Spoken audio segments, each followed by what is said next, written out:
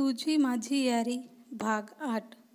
तर मित्र आणि मैत्रिणींनो, तुम्ही जर आमच्या चॅनलवर नवीन असाल तर चॅनलला सबस्क्राईब करा आणि बेल आयकॉन प्रेस करा.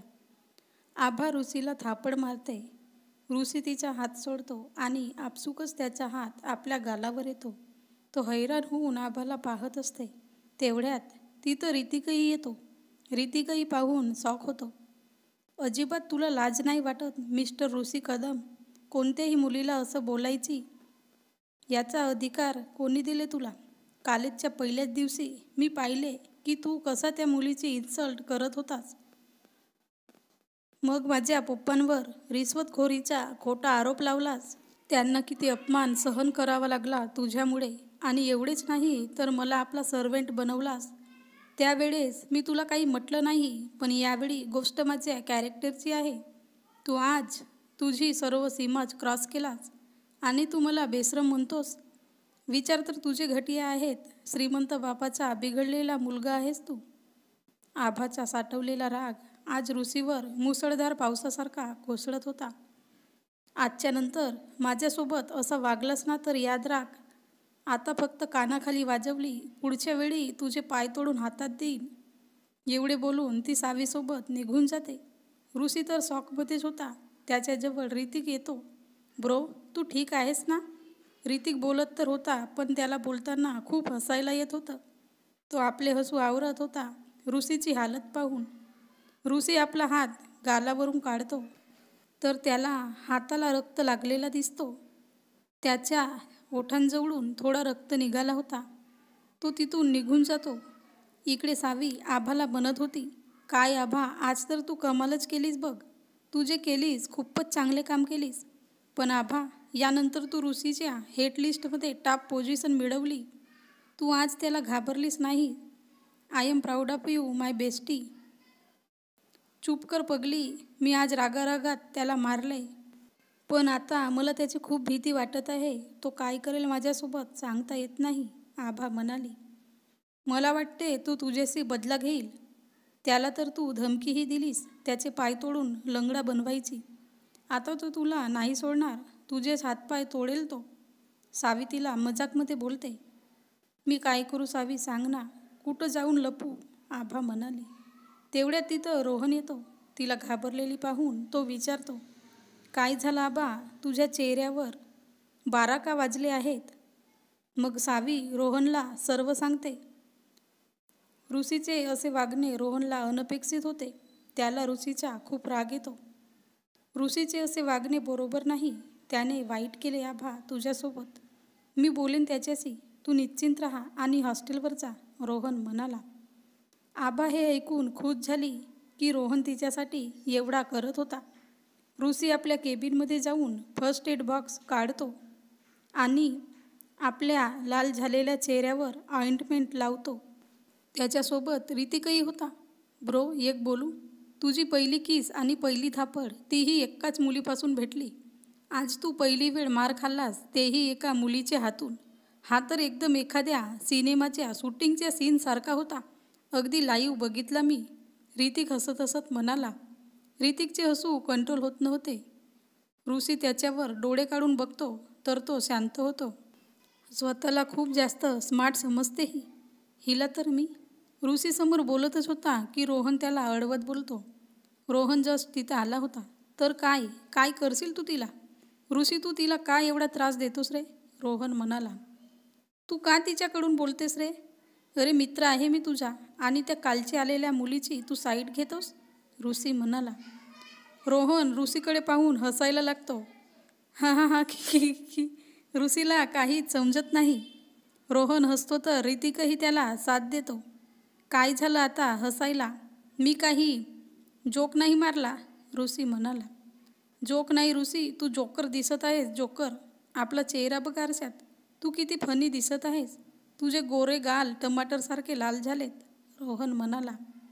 ऋषी स्वतःला आरशात पाहतो. खरंच त्याचा गाल लाल आणि सुजला होता. तिचा हात होता की सनी देओलचा 32 किलोचा हतोडा. ऋषी आपला चेहरा बघत बोलतो. आभाने केले हे सर्व? मला तर विश्वासच बसत नाही, रोहन म्हणाला. हो यार, आभाने केले आणि लास्ट वॉर्निंग पण दिली, ऋतिक म्हणाला.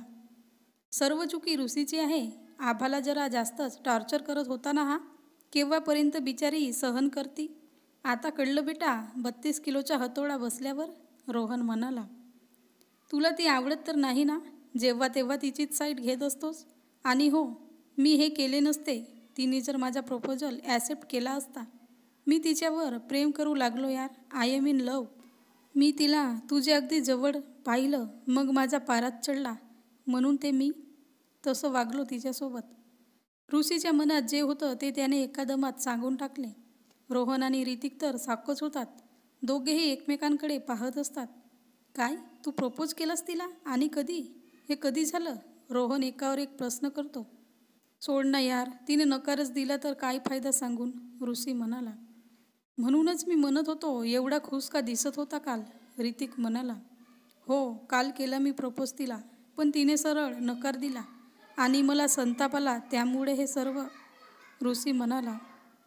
मी समजू शकतो यार तुझ्या फिलिंग्स. तू तिला आता त्रास देऊ नको. आधीच ती तुला नापसंत करते. तिच्याशी थोडा नीट बोलत जा. तिला समजून घे, तेव्हाच ती तुझ्या जीवनात येईल, रोहन म्हणाला. एक तूच तर आहेस आमचा लवगुरू. आणखी काही आज्ञा गुरुवर्य, ऋषी म्हणाला. एक गोष्ट तर खास आहे आभात. पूर्ण कॉलेज तुला घाबरतो आणि ही न घाबरता तुला उत्तर दिला. डेअरिंगने तुझ्यासोबत उभी होती. ती तुझ्या टक्करची आहे, रोहन म्हणाला. तुम्हा दोघांची जोडी मस्त जमेल ब्रो. आमची वहिनीजी तर खूपच डेअरिंगबाज निघाली. ऋतिक ऋषीच्या गालाकडे पाहून त्याला चिडवत म्हणाला. तू मार खाशील माझ्या हातून, ऋषी स्माईल करून बोलतो. इकडे आबाच्या मनात विचारांची चलबिचल सुरू होती. आभा, तू ना खरंच पागल आहेस. त्या डेव्हिलला मारलीस तर मारलीस, पण तुला इतकी बोलायची काय गरज होती? असं वाटते तो तुझेच हातपाय कापेल. तिला झोप लागत नाही. आज जे झाले तेच विचारांचे थैमान तिच्या डोक्यात सुरू होते. ती सावीला कॉल करते. हॅलो सावी, मला खूप भीती वाटते यार, आभा म्हणाली. तुलाच काय आभा, मलाही भीती वाटते आहे त्याची. मी तर त्याच्याच घरी आहे ना, सावी म्हणाली. अरे हो, पण सावी तू त्याची बहीण आहेस, आभा म्हणाली. यार आबू, तो रिश्ते नाते काही पाहत नाही. मी तुझी फ्रेंड आहे आणि मी सुद्धा त्या दिवशी काही बोलले ना त्याला, सावी म्हणाली. तेवढ्यात सावीच्या रूमवर टकटक होते. ती आत या म्हणते. तिच्या खोलीचा दरवाजा टेकवलेला होता. ऋषी आत येतो. सावी त्याला बघून थोडी थबकते. सावी, इथं तू आरामात आहेस ना, की पाठवू तुला हॉस्टेलवर, ऋषी विचारतो. सावी ठीक आहे म्हणते आणि मग ऋषी गुड नाईट म्हणून निघून जातो. काल सुरूच असल्याने आबासुद्धा ऐकते. याला आज काय झालं, अगदी विचित्र वागतोय. तुला माहीत आहे आबू, किती प्रेमाने बोलला तो माझ्याशी. असं वाटते तुझ्या थापडीचा परिणाम आहे हा. गुड नाईट, मी झोपते आता, सकाळी भेटू, सावी म्हणाली. आभा पण गुड नाईट म्हणून कॉल कट करते. आभा आपल्या विचारात परतली. तुझ्याशी प्रेमाने वागला कारण तू त्याची बहीण आहेस. पण माझं काय? तुला त्याने माफ केले असेल. तिच्या डोक्यात ऋषी बदला घेईल हेच विचार चालू असतात. विचारात कधी ती सोनेगावला जाते तिलाच माहीत नाही. आभा आणि सावी क्लासमध्ये असतात. त्यांचा लेक्चर सुरू असतानाच क्लासमध्ये R3 बाईज एंटर होतात. रोहन सर्व स्टुडंटला बाहेर जायला सांगतो आणि लेक्चर घेणाऱ्या लेक्चररलासुद्धा. आभा आणि सावी पण जायला लागतात, पण ऋषी येऊन त्यांना अडवतो. आभा खूपच घाबरली असते. तिच्या चेहऱ्यावर टेन्शन दिसू लागते. मला वाटते आभा, त्या थापडीचा बदला घ्यायला आला असावा हा, सावी हळूच तिच्या कानात बोलते. ऋषी आभाजवळ जाऊन तिच्या डोळ्यात डोळे घालून बोलतो. मिस आभा पवार, खूप डेअरिंगबाज आहेस ना तू. आता काय झालं, कुठं गेली तुझी हिंमत? तुझ्या चेहऱ्यावर ही टेन्शन अजिबात सोबत नाही ह्या क्यूट फेसवर. ऋषी तिच्या गालाला हात लावते. आभा ततपप करायला लागते. प्लीज सिनियर, मला माफ करा. गलती झाली माझ्या हातून, खूप मोठी गलती. माफ करा मला. मी हात जोडून माफी मागते, असं म्हणून ती रडायला लागते. तुला माफ करू? तुला? हा बघ माझा गाल कसा रंगवलीस. माझ्या चेहऱ्याची का हालत झाली. सुजून गेला माझा गाल. तुझ्या स्वारीने हे ठीक होईल का? याची तर तुला अशी शिक्षा देतो मी की तुला ह्या जन्मीच काय तर पुढचे 7 जन्म आठवण राहील. ऋषी म्हणाला. तू खरं बोलतोस ब्रो, हिला शिक्षा मिळालीच पाहिजे, सावी म्हणाली. आभा तिच्याकडे डोळे मोठे करून साखून बघत असते. सावी यार, हे काय बोलते तू? आपण तर फ्रेंड आहोत ना, तेही बेस्ट फ्रेंड्स, आभा म्हणाली. तू माझी बेस्ट फ्रेंड आहेस, पण मी काय करू? ऋषी माझा भाऊ आहे, मी भावाला नाही तर कोणाला सपोर्ट करू, सावी म्हणाली. व्हेरी गुड माय लिटल सिस्टर, तुझ्याकडून हीच अपेक्षा होती. हिला ना आपण मिळून शिक्षा करू. एवढे बोलून ऋषी आबाचे हात पकडते. तो आबाच्या खूप जवळ आला होता. तिचे हार्टबीट त्याला ऐकू येत होते. तुझे हात खूप सुंदर आहेत आबा, ऋषी म्हणाला. आभा त्याच्याकडे बघते. ऋषी आणखीन जोरात तिचा हात पकडतो. आबा दुःखाने विवळत होती. तिचे हाताला वेदना होत होत्या. ओ मिस, आभाला दुःख होत आहे, झालेच पाहिजे. बट डोंट वरी, यानंतर तुला कधीच दुःख होणार नाही, तू काळजी करू नको. ऋषी क्रूर हास्य करत म्हणाला. म्हणजे? आभा त्याच्याकडे विचित्र नजरेने बघत विचारते. म्हणजे वाघाचे पंजे, तुला शौक आहे ना दुसऱ्यांचा थोबाड रंगवायचा? ज्या सुंदर हाताने मला मारली होतीस ते हात आता दुसऱ्यांना मार खाण्यासाठी वाचणार नाही, ऋषी म्हणाला. आभा आपल्या हाताकडे पाहून खूप रडत असते, पण तिचे दुःख कोणाला कळत नव्हते, ना तिच्या मैत्रीण सावीला ना रोहनला. रोहन प्लीज वाचव मला, तू म्हटला होतास ना माझी मदत करशील म्हणून, प्लीज रोहन, ती रोहनकडे पाहून बोलते. मी काही करू शकत नाही आभा, तुला याची शिक्षा मिळायलाच हवी, रोहन म्हणाला. आभा सतत रडत असते. आता बंद कर हे रडगाणं, ऋषी तिच्यावर ओरडला. आभा त्याच्या रागाने लाल झालेल्या डोळ्यांना पाहून गप्प होते. ऋतिक, ती धारदार सूर्यान बघू, ऋषी म्हणाला. घे ब्रो, छान धार आहे हिची, ऋतिक त्याच्याजवळ सूर्य आणून देत म्हणाला. रोहन, हिचे पाय पकड, सावी तू हिचा तोंड बंद कर, ऋतिक तो हात पकडून ठेव, ऋषी त्या तिघांना आर्डर देत बोलतो. सावीने तिच्या तोंडाला टेप लावली आणि आभाचे रडणे बंद झाले. मला समजत नाही मित्रांनो, कोठून कापू हिचा हात, ऋषी म्हणाला. ब्रो, तुला जिथून वाटते तिथून कापून टाक हिचा हात, हिचा किस्सा आताच संपव, सावी म्हणाली.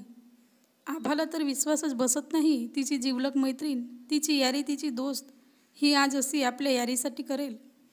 ऋषी सुरीने जोरात आभाच्या हातावर मारते. तशीच आबा ओरडते. नाही नाही, माझे हात नको कापू ऋषी. ती फडफडायला लागते आणि धपकन बेडवरून पडते. पडल्याने तिच्या कमरेला लागते. आई ग, अशी म्हणून ती आपल्या कमरेला हात लावते. माझे हात म्हणून ती आपल्या हाताकडे पाहते. हात सलामत आहेत हे समजायला तिला वेळ लागत नाही की तिचा हा एक भयानक स्वप्न होता. तर मित्रांनी मैत्रिणींनो, तुम्हाला हा भाग कसा वाटला ते कमेंटमध्ये सांगा आणि सबस्क्राईब केले नसेल तर सबस्क्राईब करा आणि शेअर करा.